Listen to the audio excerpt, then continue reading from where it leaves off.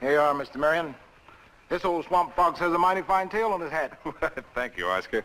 Swamp fox, tail on his hat. Nobody knows where the swamp fox at. Swamp fox, hiding in the glen. He runs away to fight again. Got no corn pone, got no honey. All we got is continental money. Won't buy bacon, hominy or grits. Roasting and possum is all we ever get. Swamp fox, tail on his hat. Nobody knows where the swamp fox at. Swamp fox, hiding in the glen. He runs away to fight again. What in the world are those guys singing about? Well, we're going to learn today. Hey, everybody, and welcome to another episode of Jazzed About History. Today, we're riding with two American heroes in the Revolutionary War. The battle for independence fought between the upstart American colonies and the greatest military power in the world of the 18th century, Great Britain. It was January the 25th, 1781, when Brigadier General Francis Swamp Fox Marion and Lieutenant Colonel Light Horse Harry Lee led a ragtag militia force to victory over 200 British Army regulars in a raid on Georgetown, South Carolina. In those days, America was divided between the patriots, who fought for independence, and the loyalists, who sought to maintain safety and security by remaining loyal to the British King, George III. General George Washington had entrusted the Southern forces to the command of Francis Marion, who teamed up with a dashing cavalryman, Henry Lee, so quick when he was a mount that he earned the nickname Light Horse. The two men practically created a new form of warfare that was later termed guerrilla fighting, striking quickly against the enemy, using the element of surprise to inflict damage, and then retreating just as quickly in order to cover their tracks and remain hidden. General Marion was cursed by the British commander in the field, Lord Banastra Tarleton, who was repeatedly foiled by Marion's hit-and-run tactics.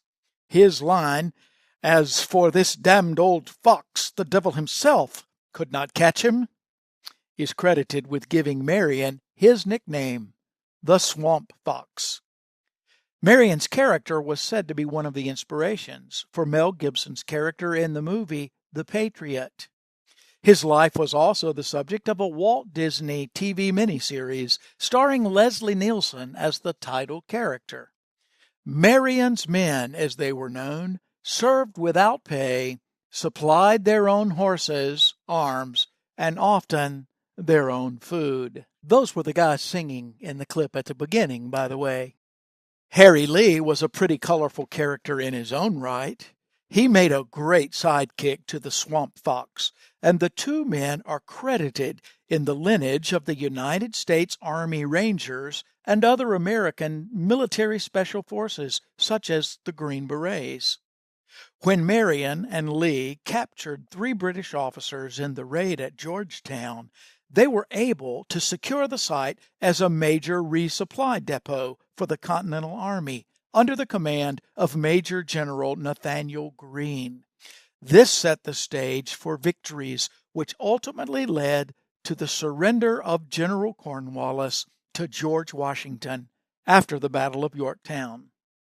Notably for Light Horse Harry, 1 month after the raid on Georgetown, Lee's cavalry was able to defeat a band of Loyalist cavalry by taking advantage of the extreme similarity of Patriot uniforms to those of the British troops. The British were surprised to discover that the horsemen approaching them were not friends as they appeared from a distance, but were indeed foes. A similar strategy is depicted in Gibson's film. Let's take a look. It ends today.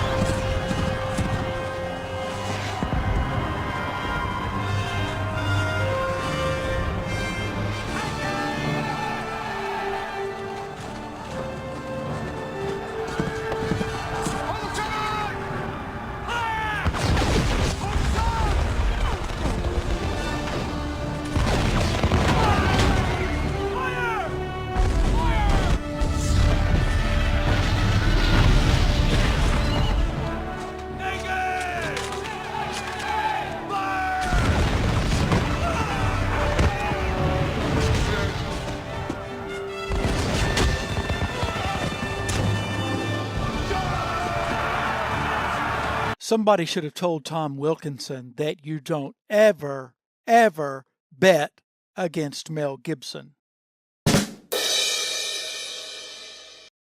Harry Lee spent most of his time on the battlefield, but he did make it home often enough to produce 9 children with his 2 different wives.